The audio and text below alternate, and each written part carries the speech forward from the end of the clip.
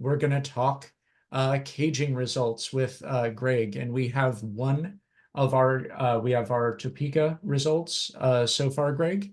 Yes, yes. I know there's a lot of anticipation for what we will see in the month of October. I've heard a lot of organizations, a lot of clients have had a successful month. A lot of it, whether it's pure performance or whether it's a lag in delivery or response from September, where we did see a decline. So RMG has been inundated with, our Metro has been inundated with the amount of contributions that they've been receiving and processing. So they are running a bit behind. I'm supposed to have their results here today, and then I will be able to update it. But so that we can at least share some information.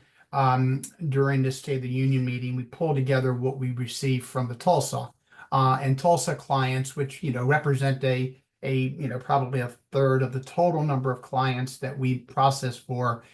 In the month of October, we did see that there was a increase in DM revenue of about 7%. And for the first time that, Nick, I can remember, a increase in total contributions, and it went up. There was a 1% increase in total contributions.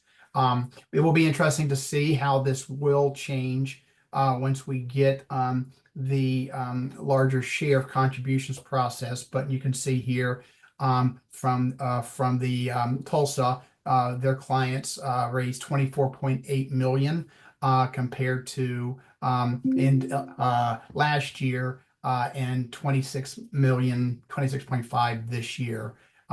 So good, good early, good. It's good to see that we were able to rebound in the month of October, at least for this part. The average gift did increase in October. It continues to increase. It went up $1.91 per gift, which is 6% higher than it was last year at this time. So not only did we see continued growth in the average gift, we received more gifts, which again was the first time I've seen that in a while. Now, from terms of a sector perspective, and we have a question: is the increase of revenue because of political? And you're going to answer this by going by sector, and it's not just political. Right. Well, in fact, there is no political here. I mean, we pull out, for the purpose of these reports, we pull out political.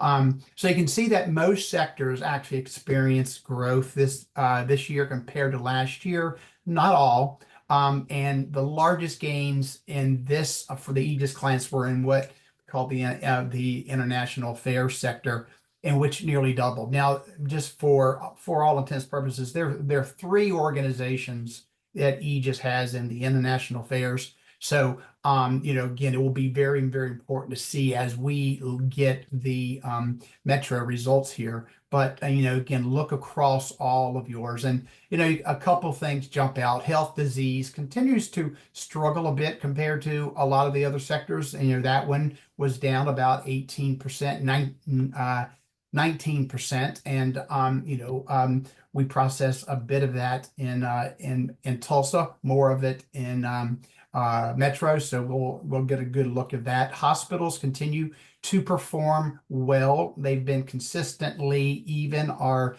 either slightly down or slightly above. But in October we had a good month. Human services were, for all intents and purposes, a little bit flat, down 3%. And then there were no public broadcasting clients in the Metro. They are largely all in the, there are no public broadcasting out of Tulsa. All of those are coming from our Metro processing. So we'll have an update on that. And the veteran services, you can see a nice jump there of over $1 million received. So so we won't, we don't have any year-to-date numbers, because I think because of the relatively small percentage from Tulsa, we don't want to misrepresent what we're seeing on a year-to-date basis. So like I say, I'm supposed to get this from Metro Today. I will quickly update this and I will share it with Nick, and then he can incorporate it into this, or we can send it out to all of you. And of course, like always, if you have particular clients in need, if you have any comparisons that you want to do against a particular client to the overall results, happy to provide as much as that as we can. Just this is also a final sort of first plug. We will be reaching out to all of you guys soon as we begin to collect all of the campaign performance data that we use to support the understanding of why we're seeing the trends that we are, and we get that at the campaign level. So we'll be sending that out again this year so that we can have a better idea of what's driving the behavior change in results. Is it volume? Is it response? So we'll have a better idea of that in the coming months. So we're talking with Michelle Boggs from Classy by GoFundMe, and going to take me through a new report that they have about impact creators. So Michelle, take it away. Thanks so much, Nick. Thanks for having us. It's great to be with you all. Happy Wednesday. Happy almost Thanksgiving. Really excited to talk about this report with you all today. It's been getting a lot of interesting response, very robust conversations. I'll be interested to know, as you take some of this back to your teams, you'll see a big difference in responses depending on ages of folks that you work with. So it's been really cool to be able to present this data. Just real quick about Classy and GoFundMe. Nick, you can go to the next slide. If you're not aware, Classy and GoFundMe have been enabling everyone to give and help for over a decade. Throughout our existence, Classy has been focused on the nonprofit side. So we provide really amazing, great fundraising technology. When I was at Nicklaus Children's Hospital, that's where I first learned about Classy. We used it, and then I've now had the pleasure of coming to work here.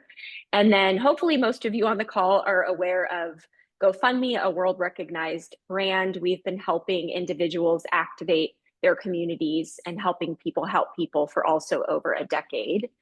And then if you go to the next slide, we've come together about a little under 3 years ago. Classy and GoFundMe came together, and we're really proud of this community we've built of about 150 million engaged supporters. And we've given 30 billion across both platforms in the last decade. And we're really proud to support the largest collective community of givers in the world. So think about all the data that we're able to get from both the nonprofits and givers activating with nonprofits, as well as people giving to people. So that's where this report came from. So you can go to the next slide. So if you're familiar with Classy, you know that we've put out various sector reports every year. And this is the first time with this State of Social Giving report that we've done it as a joint company. We surveyed a little over 1,000 individuals to really understand how they discover, interact with, and share causes they care about specifically online. And so hopefully some of this will inform your work, some of your future planning and strategy as we head into the next calendar year. Go ahead and go to the next slide. So as you'll see here, most generations, including Gen Z, millennials, and Gen X, my generation, we're talking about charitable causes in real life and online almost equally. So I'll say that again. We're talking about the causes we care about in real life and online almost in equal measure. And this really signifies the growing convergence of digital and in real life activism. And I think there's so many examples of this. And I think no longer are the days where people are choosing one over the other. So instead, people are taking these in real life conversations into their online communities and vice versa, which is really amplifying voices on the causes they care about and bringing them to the forefront. So let's dive into those online conversations a bit further for the sake of this research. So let's start with boomers. No surprise here, they are the generation most likely to support charitable causes via traditional philanthropy. Over half that we surveyed have donated in the past year. And then we come to Gen Xers. they sort of share the same sentiment. Nick, you can go, thank you. They still prefer to give via nonprofit. So more of, okay, I'm a big supporter of ALS. I'm a big supporter of Stand Up to Cancer. And we also know that the two older generations are the ones with the most wealth to give. Next, we'll go to millennials. I think this is sometimes the most underrated, underestimated group. When you start to look at millennials, that's where you start to see a shift in that direct relationship to family members or friends. They take almost equal measure to traditional philanthropy. So meaning it's important to me as a millennial to give because my network is giving to the same cause, or I've been introduced to this initiative or campaign because of a coworker or a friend or a family member. And then last but not least, we have Gen Z. I know Gen Z is sort of a hot topic. You see it a lot in conferences and things like that. And this is where we start to see platforms like GoFundMe take a strong hold in how these givers think about philanthropy and generosity. We also see that Gen Z look to social media for inspiration as the majority follow an impact creator. If you're not familiar with that term, it's basically an influencer who's using their platform to do good on social media. I think someone needs to go on mute. Finger quote. Awesome, thanks. Another interesting thing that I didn't realize is that this group is going to be the wealthiest generation, an estimated 12 trillion by 2030, and will become the generation with the largest spending power, overtaking baby boomers by 2029 in just a few short years. So if you're not thinking about this group, hopefully I've inspired you today to really start to think about how you can engage this group of givers. Next slide. So I've shared, sort of set the stage and shared all of this really to say that we have a responsibility to steward all donors for our organization. And while I know probably marketers on your team are fascinated by Gen Z, and like I said, we've been talking about them a lot, what we really want to look at today is how their influence is flowing into other generations. And we are seeing that a lot with millennials. Next slide. So we learned through this State of Social Giving report that half of Gen Z are sharing causes or fundraisers on social media at least once a week. That's a significant amount of sharing around causes that are meaningful to them. So this doesn't necessarily mean that this will equate to donations, but their voice can be a very powerful ally in amplifying your cause and your mission to others, especially if you think about it, when Gen Z has millennial or Gen X parents who are paying attention to the things they care about. So I'll call out a really good example of this is Student of the Year, the campaign that LLS does. I mean, some of these students raise hundreds of thousands of dollars because you think of the multi-threading layers of support through generations of supporting that Gen Z student. So as you look at how this plays out amongst other generations, we were surprised, really surprised to see that millennials and Gen X are also very open to sharing. In these cases, we see about half or even a bit more of these generations consistently sharing about causes they care about monthly. And even boomers are doing more sharing than I think we might have thought before going into this research project. So let's talk a little bit about this term I used earlier, impact creators. This is a term that we've coined sort of describing this emerging genre of creators with content based on showcasing, giving, charity, and altruism. So when I first heard this term, I was like, okay, do I know any of these impact creators? And I immediately thought of someone that is influencing me and that I pay attention to. A gentleman by the name of J.T. Leyburn. He's a heart survivor and has done a ton for the American Heart Association. He's a TikTok star. So I think he's someone that came to mind for me. But I would encourage you all to think about in your own personal, professional lives, are there impact creators that you are following and you might not even realize are caring about the causes that they are sharing? So this is becoming more and more of a thing. When you look at both Gen Z and millennials, the majority of them already follow these types of influencers online, like I said. I did and kind of didn't even realize I was. While older generations are less influenced to donate because of a social media creator, the fact that over half of millennials, Nick, you can go to the next slide, sorry. The fact that over half of millennials, as you'll see here, and 1/3 of Gen Z already follow them online means we can hypothesize this shift here will begin to change. If your org has conversion rates like this, what would that mean? They aren't just following along for the sake of following, they are following, waiting to engage. So pretty crazy here, the amount of folks that are following impact creators and would support on their behalf. One of the big surprises for us was that the majority of Gen Z would trust impact creators with their funds. So let me say that again. I will give, as a Gen Z, it's okay, you can go to the next slide. I will give to an impact creator and I will trust that on my behalf, they will make a donation that I'm okay with and I feel good about. And that sentiment doesn't just stop with Gen Z. When asked if you would trust certain creators to make donations on your behalf, this is one of the questions in our survey, a significant amount of millennials and even Gen X said they would trust these individuals to distribute on their behalf.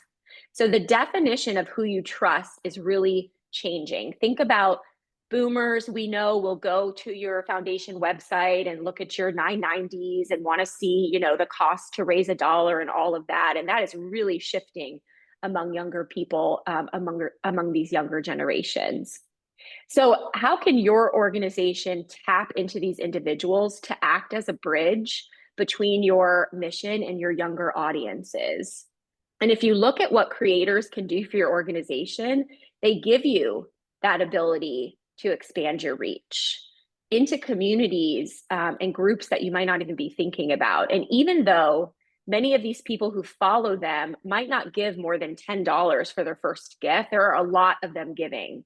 And that $10 is coming from someone you likely would not have had the ability to reach before. So I don't want to, preach here that and tell your organization that you should be spending all of your marketing budget to spin up a robust influencer strategy. But I just want you to think that there are individuals who are influential within your existing communities or micro communities.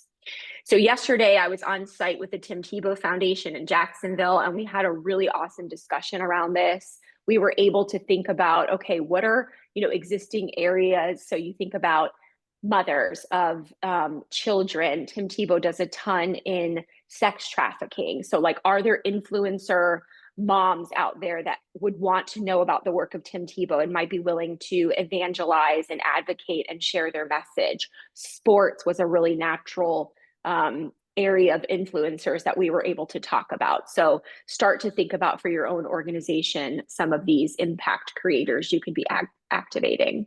So what does this all mean? Older generations give to fix a cause.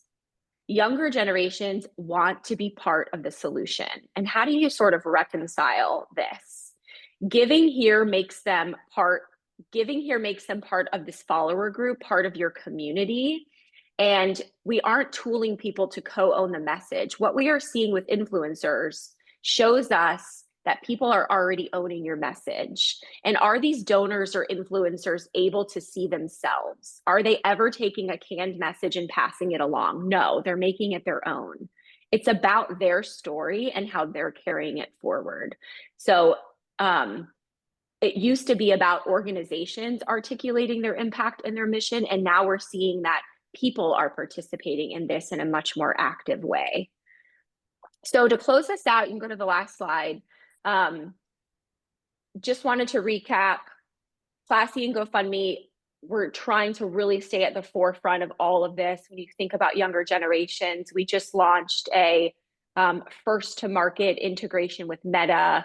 So you're able to share directly on Instagram and Facebook to raise money for your organizations. And just wanted to share, you can go back to the very first slide if you want. I know we breezed past it pretty quick.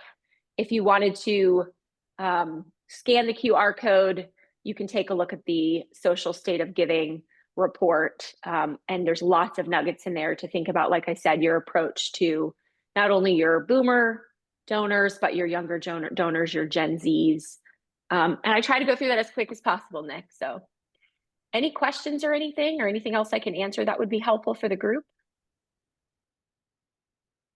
Appreciate that. We'll leave the QR code up. Any questions for Michelle?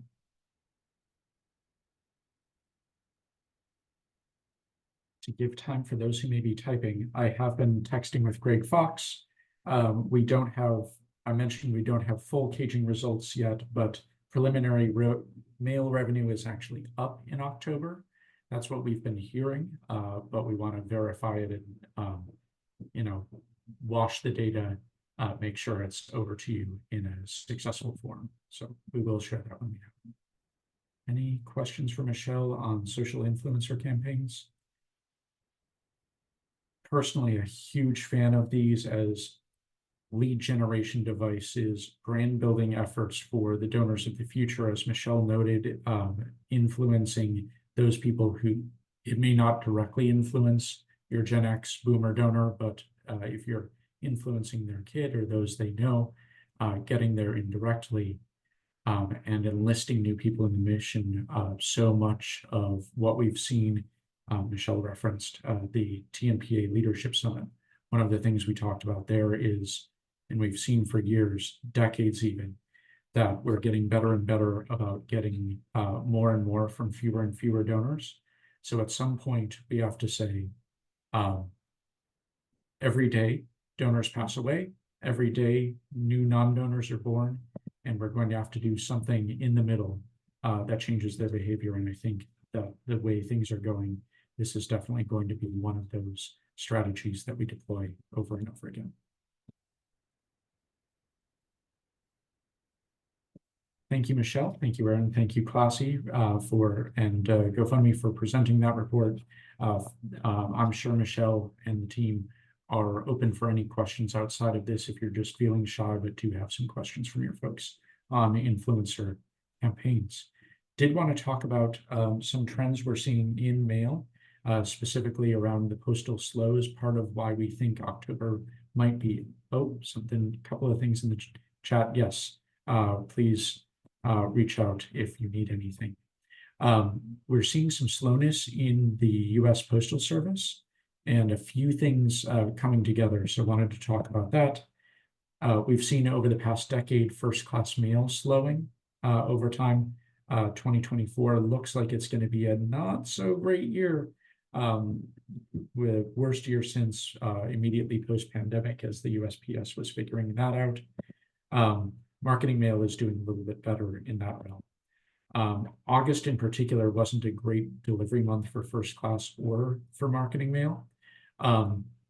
And part of what we think we're seeing in October is, we saw some downness in October, August and September. We think some of that's just shifting a little bit forward. And so that'd be good news for us on our revenues and those revenue curves that we all follow so closely. There are the processing issues we've been seeing here. So kind of the why of some of this is the USPS has been shifting from, we talked about how they changed their service standards. They've also, in order to save costs, they've moved first class mail over a certain distance used to be flown from one location to the next. USPS has moved that mail over to over the road. That required the USPS to add up to about 2 days to the service standard. They're also making changes to its processing facilities, floor plans, moving machines around the floor, installing.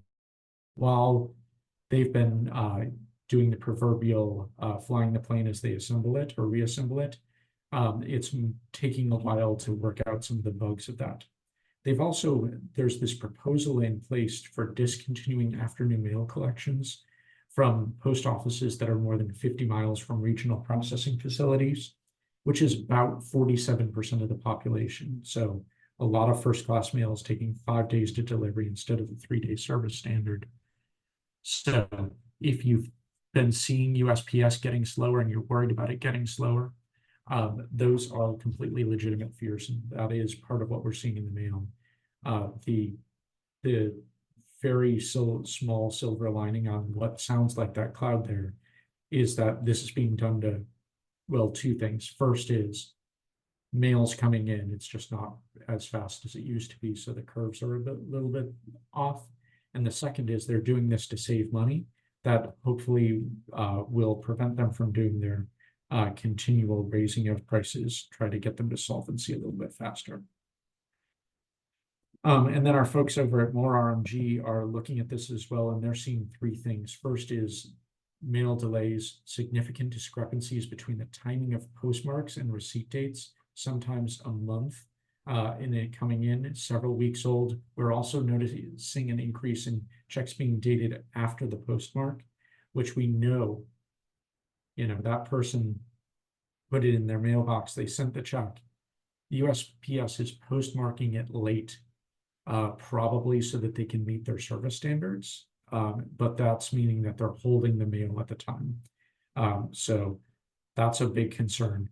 Damaged mail, there's been a slight uptick in damaged mail pieces, torn items, worn items, exposure to elements during transit, not just because of the hurricanes, although I'm sure that was part of it.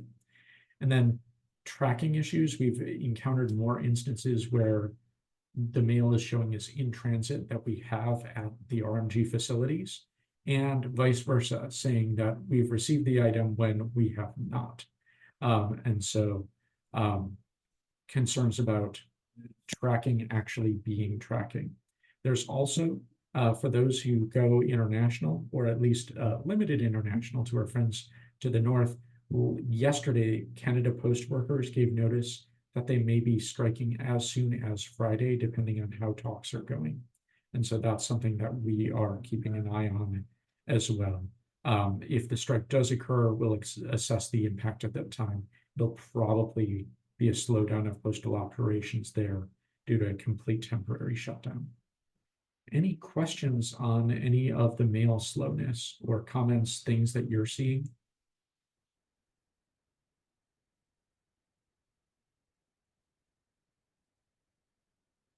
Okay. Hearing none, then I'm going to plow ahead. And I'm going to stop sharing my screen for just one moment because I need to optimize for video and share sound. So one moment. One thing that I did to make sure that we had a little bit of balance in this is we're all wondering how things are going to go post-election. So the map that you see here is from the 1956 Eisenhower-Stevenson race. So because I wanted to talk about post-election, pre-election. So knowing that we'll have people of all different political stripes here, all working together for the common good, wanted to talk about what's going on in an objective way. So I recorded this on the day before Election Day. And hope you enjoy what past Nick has to say about the election. Thank you, future Nick. This is me, Nick Ellinger, on the day before the election, talking about what will happen after the election as a result of whatever has happened in the meantime. So there is but one study that I could find on this. It is a small sample size. It's 4 presidential elections. So we're not talking statistical significance. This is just what's happened in the recent past. And it's a small sample size of nonprofits, but they're large nonprofits that can be easily coded either liberal or Democrat. I'm sorry, liberal or conservative. And they have a January to December fiscal year. And so they'll look at what happened in 2012 versus 2011 to see what the impact was on the from the presidential election, looking at those 990s, looking at individual contributions, and you can see the link down below. And here's what happened. The party that lost the presidential election in each of those elections, contributions to their side's causes increased. The one election where it was the closest, the researchers note, was also the one where the outcome was the most likely known. In that 2004, 2008, 2016, things were a little bit more dramatic near the end. But in each election, the people who lost the presidential election potentially turned that into activism and said, I'm going to donate to the causes that are important to me because I don't think they will be covered by this president. And those who had their party's candidate win the election, as you can see, pretty flat to down across the board for 4 straight elections. And since different people of different parties were elected in each of those, in 2 Republican win elections, 2 Democratic win elections, you can see that it's not party based, it's which was winning, which was losing. And so to total it up, losing party donations to their causes went up 58%. If you were in the winning party, down about 3% in those ideological ones. Now, the trick is that, so the reality is that people whose party won election will probably give less to partisan nonprofits, and those who party lost the election will likely give more to partisan nonprofits. Again, it's before the election. I don't know which party is which at this point. I'm hoping by the time you see this video, you do know. So any questions on that election study as we watch that handsome devil talking about things before the election? I'm realizing in this moment the joy that I have in not having to see myself on screen, but rather do this live in most cases. So, okay, then we'll in the chat 2 nicks at the same time, which is at least 1 and possibly 2 nicks too many for most folks. So Amy, thank you for that comment. You're too kind, quite literally. Yeah. Into our potpourri section. So I'm sharing this because many of you know I came from Mothers Against Drunk Driving, and so I still get stupid drunk driver stories, and this one is too weird to not share. In Western Quebec last Monday, a 25-year-old was arrested on suspicion of impaired driving while driving an ice resurfacer, aka a Zamboni.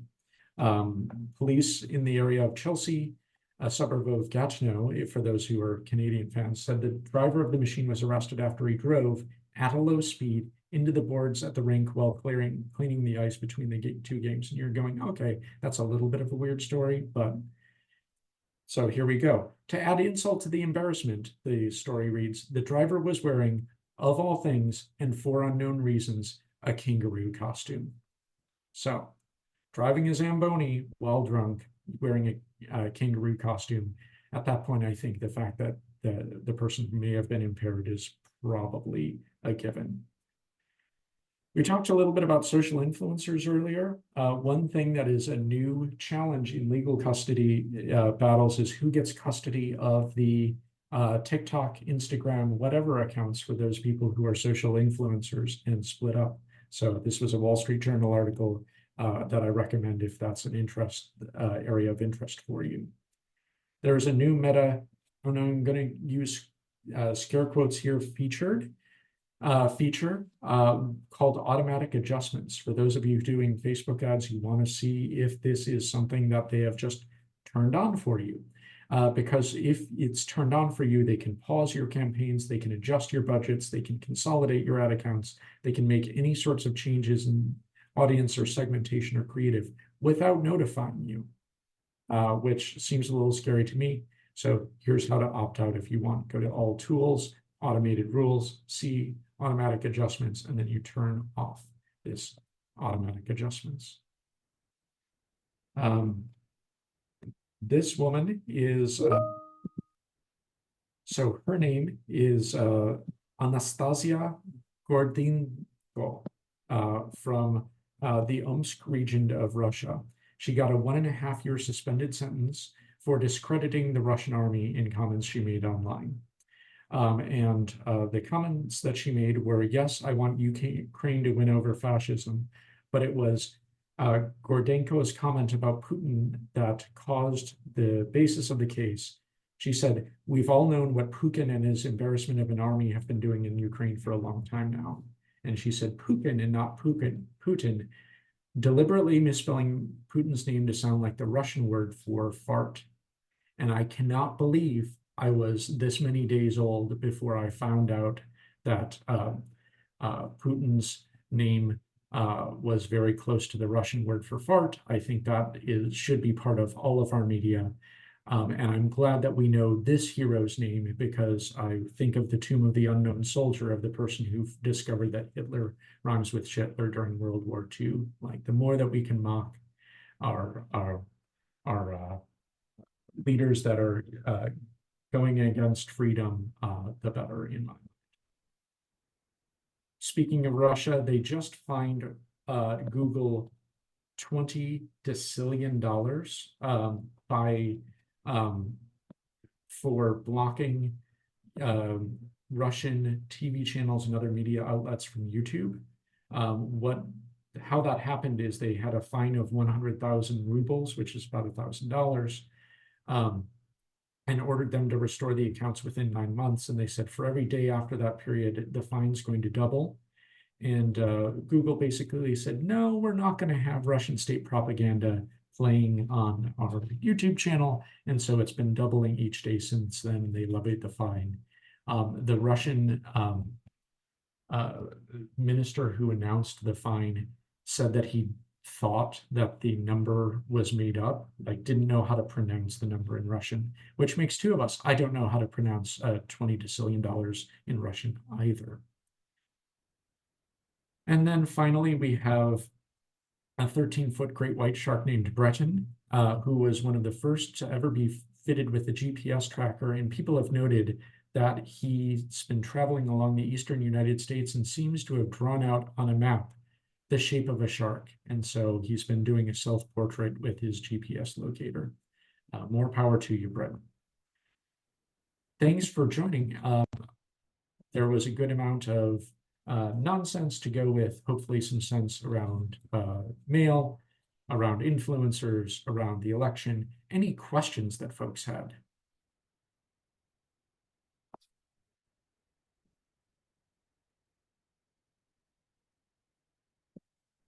Okay, thank you very much for your time. Sorry I went a little bit over. That's why we put the potpourri at the end, so we can jump off if you don't want to hear about farts and sharks. Thank you so much for your time. We will be posting this on YouTube. We will send out the deck in the newsletter. Hopefully y'all are getting that. Thank you so much. Have a good one.